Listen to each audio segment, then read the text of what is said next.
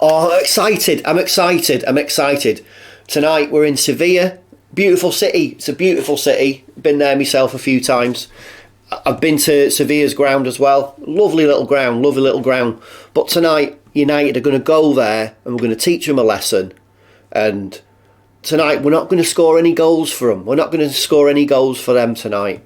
So this is like kind of a bit my match prediction video, what the squad might be, a little bit of talk about the players, and we'll talk about a couple of tiny little updates on two transfer stories. So let's get into it. So obviously tonight, Bruno Fernandes, he's not starting due to that really dodgy handball decision that he had against him at Old Trafford last week, which was a crime if you ask me.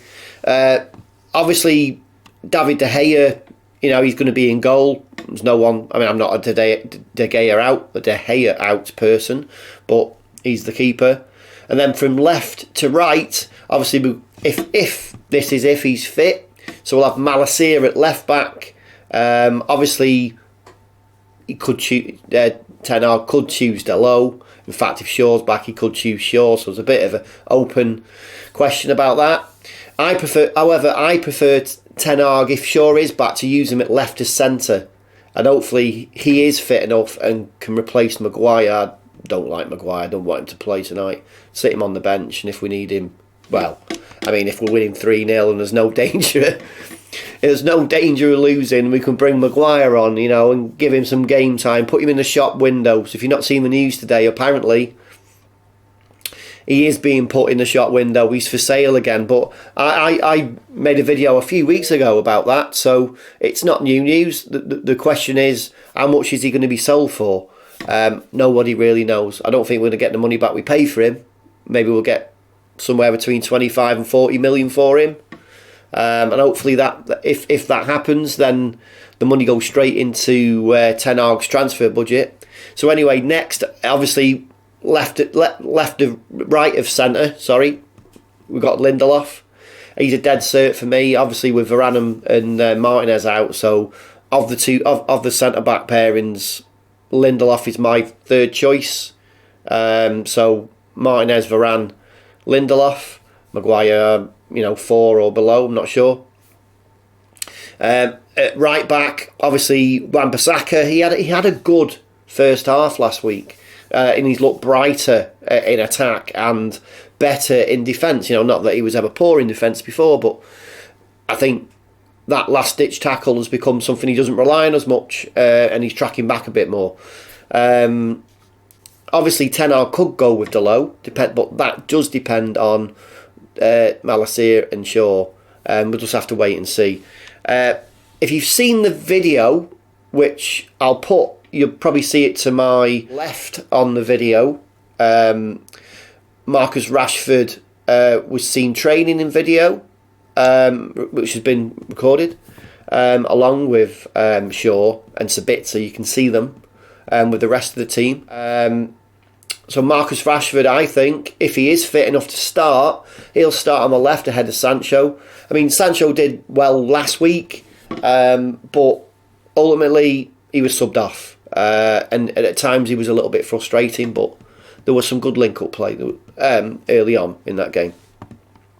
As for Casemiro, obviously, if he's fit, he plays. Eriksen, he could start alongside Casemiro. Again, he's one of those players that if he's fit, he plays, he starts. As for Sabitzer, as I mentioned, Sabitzer was seen in that video training, and he was jumping around like the other players. He looks okay, and he'd, like Rashford, I think he'd had a groin injury, that's what kept him out stopped him from starting the Forest game at the weekend. So Sabitzer could play as a number 10. Obviously, Bruno Fernandes is out, so we need to fill that space. And Sabitzer obviously got 2 goals last week, so why not? Why not, if he's fit enough, play him there? As I mentioned, that video was doing the rounds on the social media, and it looks like he's fit enough to start. Looks like. If not, maybe Fred will play alongside Casemiro, and Eriksen will play at number 10. Don't get me wrong, Eriksen's a great player, and I'd rather have him in the squad than not. But as a 10, I'm not sure. Maybe you should play a little deeper. So maybe alongside Casemiro. Yeah. So on the right of the right wing, obviously Antony, if he's fit, he's a dead cert. Do you agree? I mean, what have we got otherwise? Sancho can play on the right, but I don't think Sancho gives us anywhere near as much as Antony does. I mean, obviously Antony still has that problem with there not being a lot of end product in his game, but he's exciting to watch. He engages with it's very attack minded, and he can track back. Basically, he's effective in a game. So Antony Martial right now, I think he's done well, and he's helped link up the play in recent games. But for me, he's not a prolific striker. And saying that, as I should say, I'd rather start with Martial than Wout Weghorst for what obvious reasons, really. Obvious reasons. And I know that kind of lineup that I've just given is kind of a bit of ifs and buts, and if this player, if that player, but that's where we are at the moment. We don't really know. We won't know. What are we now? We're just over 6 hours from kick-off. I mean, obviously we'll probably find out about an hour or so before kick-off what the starting lineup will be. But I hope Rashford is back and can start. But it's unlikely. My instinct says that we'll probably start with Sancho on that left, and Rashford may see some time, really depending on how desperate Ten Hag gets, because obviously he doesn't want to rush him back from what was a relatively minor injury, but one that can reoccur. They're a bit of a niggle, aren't they? The groin strain, if you've ever had one. They can stick around. You can think they're gone, and then they'll pop up. They'll come back. So you just need to be careful. Need to be really careful. Match predictions for tonight. Let's go 3-0. 3-0. I really. Sevilla are 13th in the Liga. They're having a torrid time. One of their worst seasons. We scored their goals for them. 2 own goals last week. Got to admit, we were a bit of a disarray at the end of the game, but we did lose Varane and we did lose Martinez, Rashford as well. So ultimately, maybe Ten Hag kind of needs to kind of learn a little bit more himself how to handle situations like that within games. Super rare to lose both your centre backs in a game, but it happened, and ultimately, I think the changes that he made affected the rest of the game and put us on the back foot. But even saying that, Sevilla really couldn't put the ball in the back of the net without the aid of a United player. So I do expect tonight to be a 3-0 win. But there's a caveat. They're going to be at home. And I don't know if they get a lift when they're at home, if they have that kind of effect from their fans cheering them on where it lifts them, gives them that extra 10%, let's say.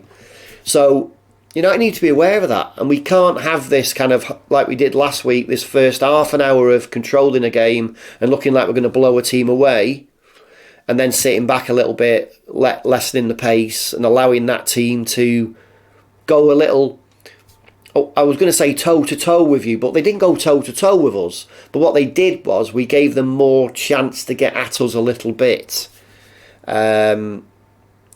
And we don't want to do that. We need to get to a point where we can, if we're not on the attack, if we're not pressing a box, then we're recycling it left to right. We're going to keep possession and we can draw back into our own half, draw them out, and probably catch them on the counter. There's no reason we can't mix our game so much that we can high press, one touch, 2-touch football, create lots of chances from runners wide and through the middle, and then if we have no joy, bring the ball back, recycle it, draw them out, hit them behind. So I think that kind of mixed play will work better for United, but I don't think that's Ten Hag's way. I mean, I think really what Ten Hag wants to do is So that would start with a goalkeeper. So let's say De Gea. It'd be press up more, probably to like 25 yards out of his goal. That's a bit of a guess, really, but and then that would allow the defence to push up to the halfway line, which allows the midfield to push into the and it's the high press, and it's designed to trap the opposing team into their own half. I think, but that still requires being able to recycle that ball a lot better than we do right now. So I think that obviously that's something that Ten Hag still needs to work on. He's done really well in his first season, but now it's about pushing on, I think. So end this season on a high, win tonight, get through, try and get to the final. Got the FA Cup match on Sunday against Brighton. That's going to be a difficult game. There are no pushovers, and maybe that Ten Hag will have one eye on that and thinking that he may not rush some players back so quickly. He may leave them until we may need them, let's say, later in the second half of this game against Sevilla. Because he's thinking, we also want to progress in the FA Cup, so therefore he doesn't want to take the chance of rushing. Maybe sitting out one extra game wouldn't harm some players. But it's all about the result tonight, really. You've got to think about tonight first, and that's what he'll do. That's what I'm sure he will. As I mentioned, I think tonight's going to be a 3-0 win. Who do I think is going to score? Let's assume we've got a full strength lineup, and the players who we want to play. So let's say Marcus Rashford, Sabitzer, Martial. 3 goals.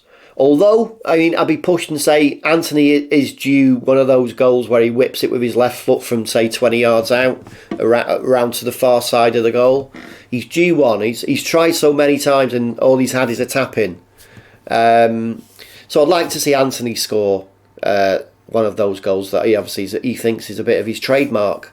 I've got nothing against that, but come on, Antony, give us a bit of end product, please. We've seen progression with him in the last few games, but I want to see more from him. And if Sancho starts, I want to see more from Sancho too.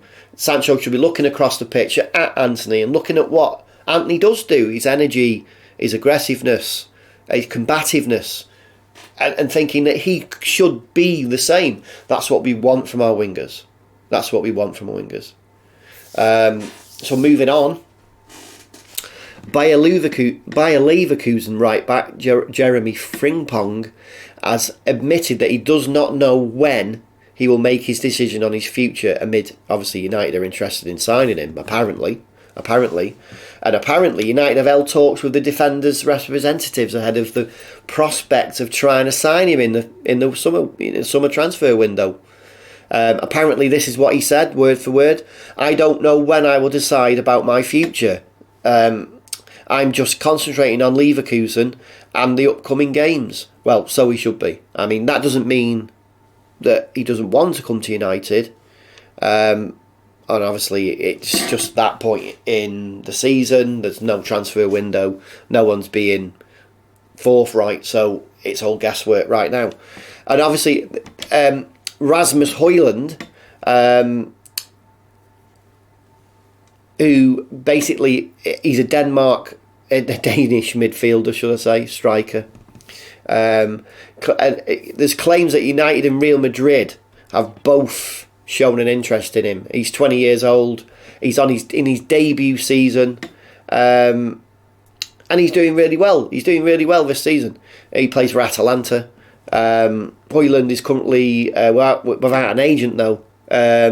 But he's looking for a new one, and he thinks there should be a new one. He should have a new one in a couple of weeks' time.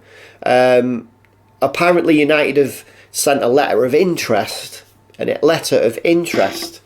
the club, to his club, about the forward, who actually says he's a United fan. Now, personally, Frimpong or Højlund, without finances, Ten Hag's buying no one. But let's assume the Glazers do stay over the transfer window, then he's probably getting a limited budget anyway. And it's Harry Kane, more than likely, that is going to top the headlines for United to be interested in. Although Victor Osimhen is a player for me. And there are other players as well that I'd be interested in that may cost less than Osimhen or Kane. But right now, I think United need to concentrate really on the rest of the season. We'll keep an eye on what's going on with the Glazers, and I'll keep you up to date. Thank you, by the way, to those who have subscribed to the channel. So the channel's quite new. We've gained quite a few subscribers over the last few weeks. And I want to say a big thank you. Thank you very much for subscribing, and thank you for watching my videos. I'm still learning how to do all this.